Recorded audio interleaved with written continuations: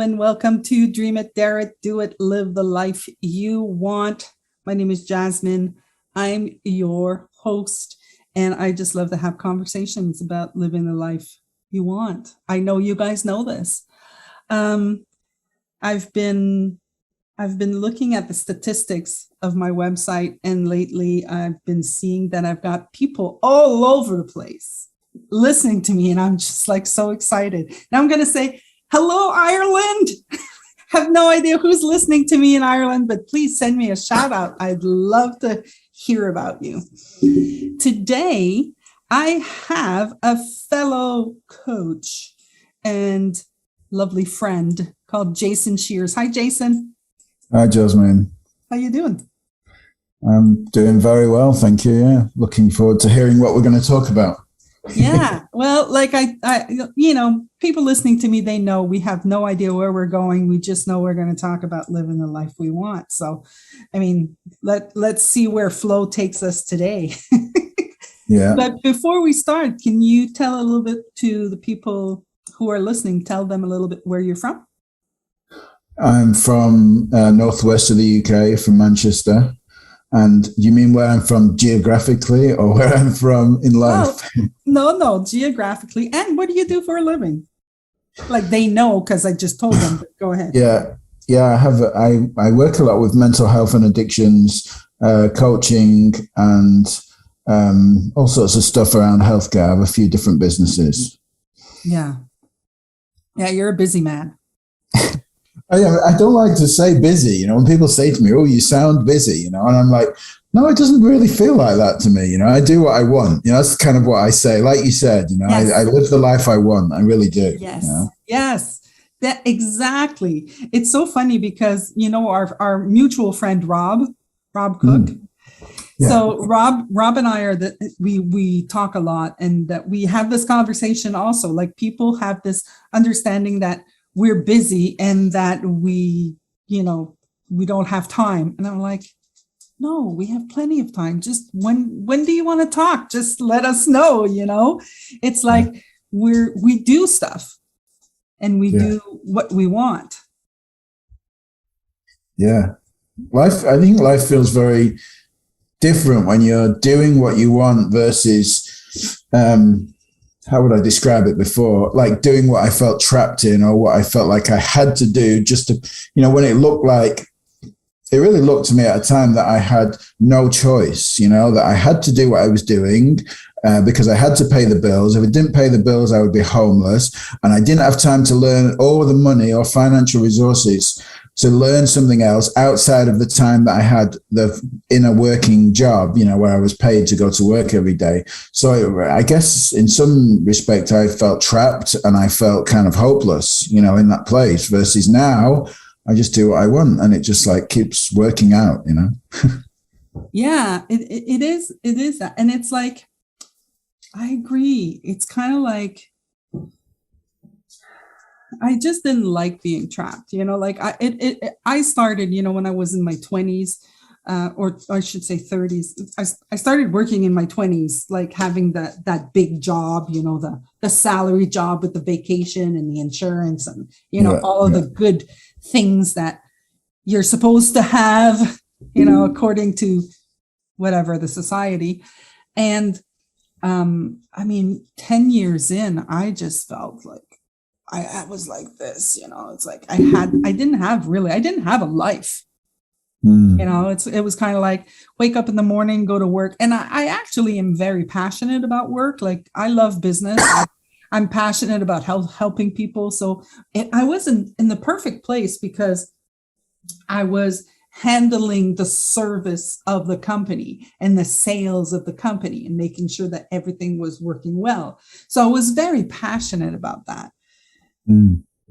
And I would work long hours, right? And then you'd have these conversations, but you're always working, but you're what are you doing? You need to have a life. And then when I quit, I kind of like, I don't have a life, it's been 10 years. My friends were basically married with kids by the time, I hit my 30s. And then I just kind of like realized I just wanted to do what I want. Mm. And it took a while. I have to admit, it took a while. I didn't have the understanding of the three principles back then, but I'm so happy that I have done it. That I've jumped into just doing what I want. Yeah, I guess when you were talking, I thought, I was more busy when I had a job than I am now owning 4 businesses and living the life that I want. I like to call it life by design. People think it sounds busy, but it's like, it's really, my life is just set up to be how I want it to be. Like, I say no to anything that doesn't feel right. That's how I do it. And I guess that's what you were saying. It's like, you've got to be willing to cross the bridge, like taking that leap of faith that it works, to see how it works. It's like, it's not something that you can get clear in your mind first and then do. It doesn't happen that way. It's like, you've got to do first and then see that, oh yeah, that is how it works. And like, and by that, I mean, like, taking that leap of faith, trusting that that is how it is, like that. Like, an example of that is kind of like, I had a client come to me when I had started this one of my new businesses, which we started in the pandemic. It's just finished its first year. And like, we talked about some numbers and stuff, and they came back to me with an offer, right? And I had no income, and they offered me $5,000 a month for this contract. And I said no. And I was like, my business was like, are you crazy? It's kind of like, we really need this. It's a 12-month contract. It's a lot of money. No, I was just like, no. That's it. It's kind of like, and then they came back with an offer more than triple that, and it's kind of like, by being willing to say no and not really being attached to the outcome of that, not really being attached to just the fact that it didn't feel right, and just knowing that, I wanted my life to be how I wanted it to be. And I wanted to be able to say yes and no to the things that I wanted to do. That was the most important thing. And I always said that, in building this new business, like, the most important thing is my peace of mind for me, and I'm not willing to sell that for any cost, so anything that feels like it might take away from my peace of mind is a no straight away, and it's like, has to feel good, has to feel excited. I want to do what I want to do, and I want to get paid well for it, and those are the fundamental foundations in my mind of saying yes and no to what came my way, and the trusting that when I said no, that it didn't matter, because something else better would always come along if I was willing to say no. And that's the big leap of faith, isn't it? It's kind of like, when you're, it feels like you're in this desperate position somehow, or you need financial income. Maybe it could be even to keep a roof over your head, but being willing to trust that life is always working for you and bringing you exactly what you want, when you know that that's how it works, Yeah. Yeah. I think that that became clearer for me when I started to see what I really wanted. Like, I was a little bit mixed up in, what I wanted and what I thought I wanted. There was like there was a confusion for me, so that's what, understanding the 3 principles of mind, consciousness, and thought gave to me, because I was able to clarify the thinking, all of the personal thinking that I had around business, and all of I also took a lot of classes, like, I took so many classes, and I would fall back on what I learned, right? I learned to do this. I learned to do it this way, and they drill it in you, right? It's like, okay, these are the steps. Do this, this, this. Don't go around it. And I got stuck in there for a little while. And then that's why it took me so long. Well, that's what I made up anyways. That's why it took me so long. But I love that more and more as I'm going through this, I'm listening to the feeling, like you said, listening to the feeling of, yeah, no, like, just somebody telling me, like, forever, when I've been self-employed since I was 30 something. So it's already been, just 10 years. No, just kidding. Almost, a little over 2 decades. And I remember, my parents specifically would just go get a job, just go get a job. Like the misunderstanding that having a job is just the best way to do it. And I'm not saying that it's not the best way to do it. I'm just saying it's just a way to do it, But I remember my parents telling me, go get a job, and having the feeling of, no, I can't do it. I just can't, But there was a fear of not being able to generate the money that I wanted, But things just got so, how can I say it? It just got different. When I left my job years ago, I was making 40 grand a year, right? And I thought, okay, I have to make 40 grand a year. But I lived many, many years not meeting the 40 grand a year. So I kind of like went into do I need 40 grand a year? Like the question was like, where does it say that I need this?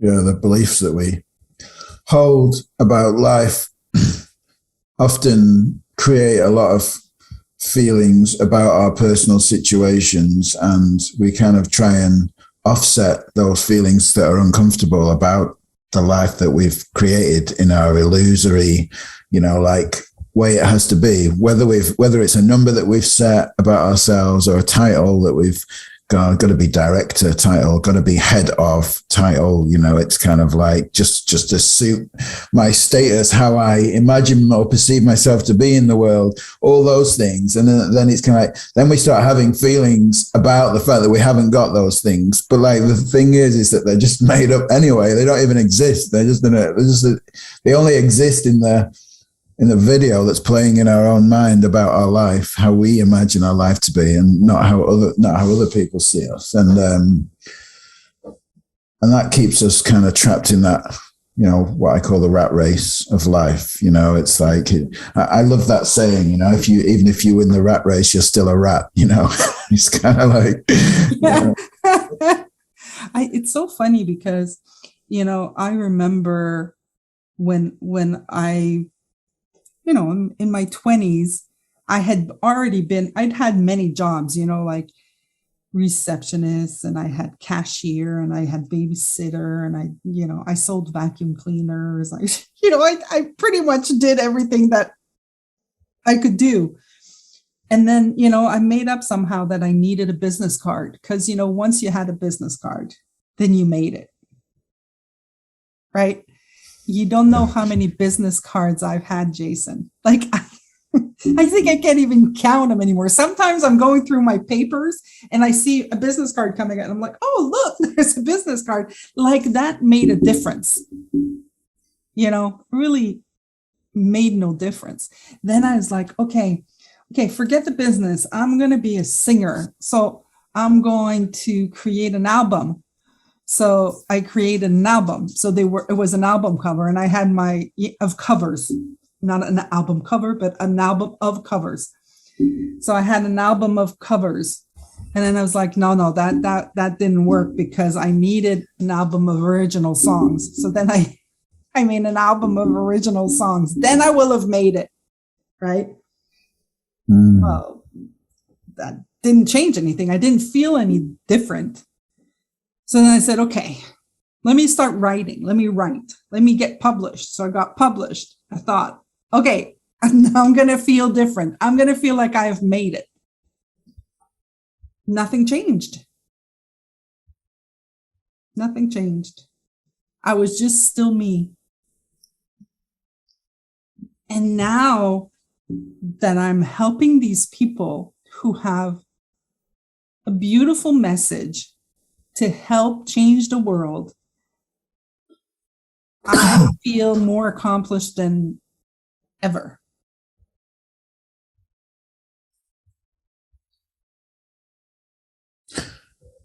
It all makes perfect sense, really, in a way that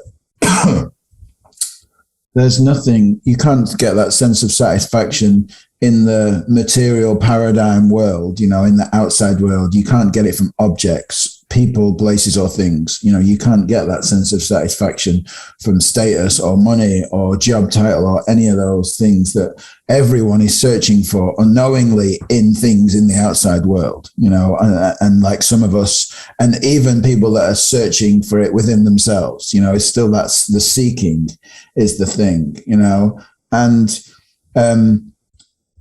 like the sense of satisfaction that we get is from doing what we want. It's living the life that we want. It's getting up, because I always say there's no destination. There's no place to get to. So you may as well get up and enjoy your day, because this is it. It's not a role rehearsal. Life is not happening in $10,000. It's not happening in 50 kilos weight loss. It's not happening in a new relationship. It's not happening then. It's happening now. So it's kind of like, you may as well make your day and how you feel in it the most important thing in your life, because like, that's it. That's life, it's happening now. That's gorgeous. That is gorgeous. I'm taking a class with Bill Pettit right now, and it's called Thriving Together. Yeah. And I remember I was talking with Bill, and he was explaining to me that the reason why he was doing the classes was because, most people wake up, like in a frenzy in their mind, or they, he was giving me the percentages, which I don't remember what the percentage was, but there was like a very high percentage of people that were just like, go, go, go, go, go. We got to do this. We got to hurry. Like they were living in this kind of created life, right? And then we had these other people that were living in a life of, oh, life sucks, and it's just like, they were in that place. And then he says there was a certain percentage of people that were just waking up saying, okay, how am I going to die today? And he says there was a very small percentage of people that were just like, oh, okay, I'm going to live today, and they're not, they're spending more of their time in that space. Not saying that they're not going to go into the other spaces, but they're spending most of their time in this space. And I was surprised when he said that. And I was like, holy shit, I'm thriving. Yeah. Because he had classified it as thriving. And I just don't think about these kind of things. It's not like I stand there, I just live my life, right? It's not like I wake up in the morning and I go, am I happy today? I'm just living, and I'm doing what I want, and I'm enjoying, what I'm doing. And I'm noticing, oh, okay, why am I pissed right now? Like sometimes I live alone, right? And I just laugh at myself. I'm like, why am I annoying myself? I live alone, for crying out loud. And then I just kind of look, okay, maybe, I think it's because I'm hungry. Like I get hangry very, very quick, but I notice these kind of things. And it's just, I'm happy to see that I'm thriving and that I've evolved. I don't know if it's evolution or if it's, I guess it's evolution.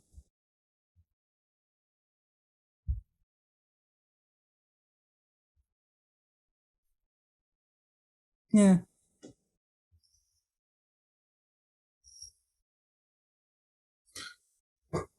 Yeah, I think that the definitely feels, as I look back, I think, I like that statement, statement or meme or whatever, where it says, I had many problems in my life, 99% of which never happened, because that's how it felt like my life was, it just felt like a worry fest. Like you said, I'd get up every day wondering, worrying, am I going to lose my job today? Am I going to get found out today that I'm not really capable? Is something going to go wrong with everything? It was just lived in a constant state of panic and worry. And it was one of my big insights actually at first, where when I went to the first intensive with Michael Neal, he said he asked everyone in the room to pick a number where financial security came from, and we all wrote down this number. And I think it was a range from $50,000 to $1 million, between 5 people. And then we had this conversation about how, like money cannot bring security no matter what. It's kind of like security comes from the truth of knowing who you are and your ability to respond to life when there's something to respond to. That's where your security comes from. It comes from within you, and it can't come from anything outside. And I kind of really saw that clearly, where I thought that my attempt at finding security was calculating how much money I would need per month times by the amount of time that I thought I might need to build a new career. Like that was how I calculated my financial security number, So I worked out that I need $5,000 a month, which probably wasn't true, and times by however many months it might take me to find a new job or career, which probably wasn't true either. It's kind of like, but that was the two things that looked like brought me the number that I would need in the bank, And the truth was that I already had that amount of money in the bank, and I didn't feel financially secure. I'd had this growing realization over my life that where the number in the bank had grown, I never felt any better about my financial situation. It always seemed like I needed more, although I didn't know what I needed more for. I needed more for doomsday or catastrophic failure of something, or the inevitable disaster that was going to happen in my life tomorrow. It's like, so I was constantly like you said, conditioned into believing that I needed more, and that I needed to better myself, and that I needed to get somewhere and achieve something, to be someone, so I was in, they're all terms and explanations for being in the rat race, the lostness of the illusion that we're conditioned into by society, and that happens only in our own mind, somehow as a way of getting to the destination, the place that you get to when you go, oh God, yeah, I've made it now, and it's kind of like I've got yacht holidays, and I live on a beach with a laptop, doing my work 2 hours a day, and I all the crap that people put out on social media as if that's when you've made it, there's you can do the same job that you hate now with an understanding of what we're talking about, and absolutely fall in love with that job, no matter how much you hate it. You might not want to, you might change, you might choose not to, but I can guarantee that like hating a job is nothing to do with a job, and everything to do with your own mind,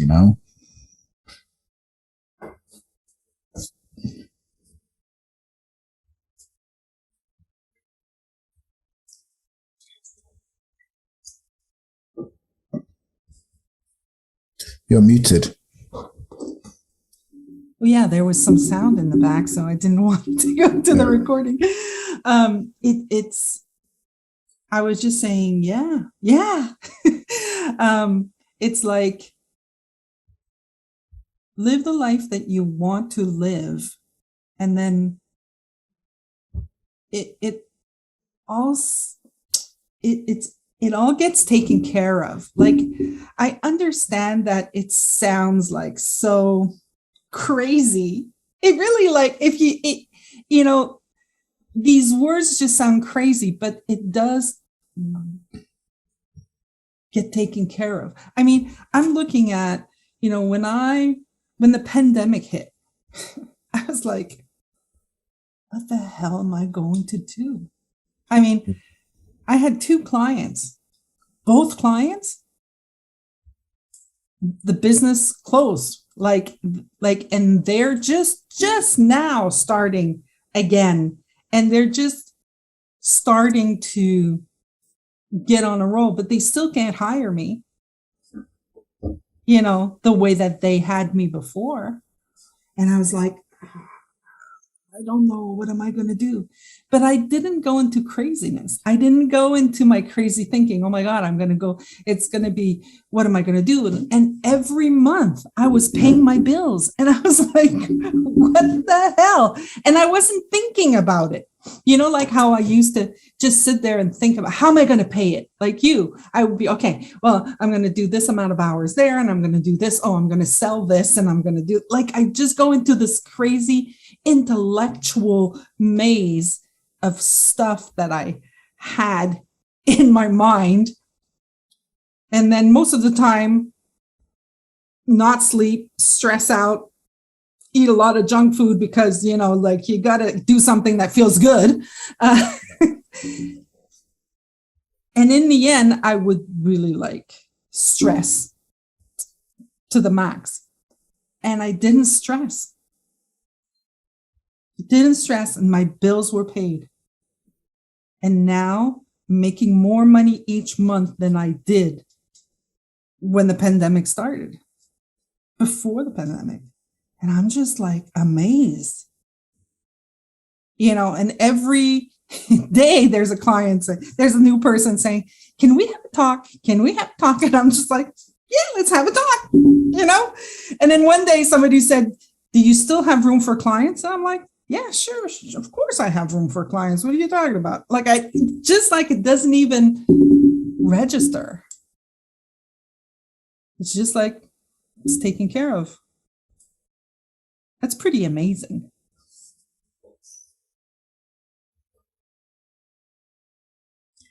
Yeah, it's way too simple for most people in business. Have got some strong intellectual beliefs and values, and they've got a brilliant mind, you know, that they've used to come so far. But the intellectual mind can only take you so far in business. You know, it's like, I've worked with many people who've achieved great financial success, but absolutely no fulfillment whatsoever. They feel so empty, you know, and it's always like one goal after another. And that's the same with anything in the material world, you know, be it success financially, be it success, relationship, money in the bank, weight loss, you know, whatever target you set yourself on the outside, you know. And what we're talking about here is often difficult for the intellectual mind to comprehend. You know, it's kind of like, no, that sounds way too simple. You know, it can't be that. You know, it's like, can't be that simple, can it? Yeah. And, you know, slowing down instead of speeding up, you know, listening instead of talking more, being present and saying nothing instead of talking a lot. You know, it's like, and listening to yourself, listening to what feels right, getting in touch with your innate intuition and knowing about what's right with you without any guarantees, you know, or, you know, knowing where you're going to, but just knowing that it feels right. All those things, you know, like in business they sound a little woo-woo, you know, in any real big corporate sort of organization and so on, because they're not really so tangible, you know. But like when you've lived in that experience of creation and following your own knowing, then you start, that's like going back to that thing that I said earlier about crossing that bridge or taking that leap of faith and understanding that that is how it works, you know. And all of this is pointing to living a blessed and guided life, you know, versus living a life of getting up like a bull in a china shop, frantically going through your day, trying to, you know, tick off all the things on your list to get to the end of the day to drink wine and eat junk food and, you know, use pornography just to get yourself off at the end of the night and then go to sleep. You know, it's kind of like, you know, that's kind of like what it could be like when it's so super stressful. It makes sense that people drink alcohol,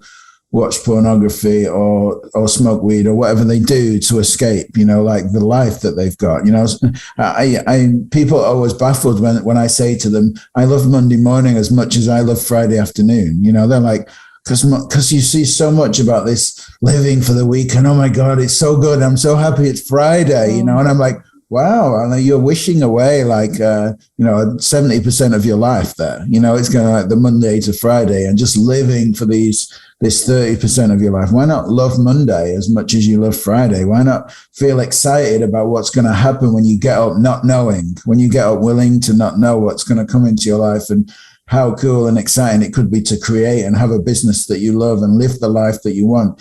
How about that instead of like living for those 2 days? You know, it's like people look at me kind of strange as if to say, you know, my life is so shit that I just hate Monday mornings and I live for the weekends. And it's like, to me, that I guess I lived like that for a while, until I realized, and now it's kind of, I have absolutely as much, it's no different to me. It doesn't matter what day it is, it really doesn't, Yeah. Same thing. Same here. Like, or, oh, I got to go on vacation. I'm so tired. I'm like, oh man, me going when I travel, I get so tired. I'd rather stay home, and people are like, what? Yeah. I mean, I can't wait to just hang in my house, So, well, Jason, this was a fantastic chat. See, told you, we don't know where it's going to go. It just goes where it goes. Yeah, absolutely. Thank you. Well, thank you so much for accepting the invitation. You're welcome. If people want to see what you do, where could they see that? wideworldcoaching.com would be the best place. Okay, fantastic. Well, thank you again. And everybody, hope that you've enjoyed this chat. And I'm going to say, dream it, dare it, do it. Live the life that you want. Have a good one. Bye.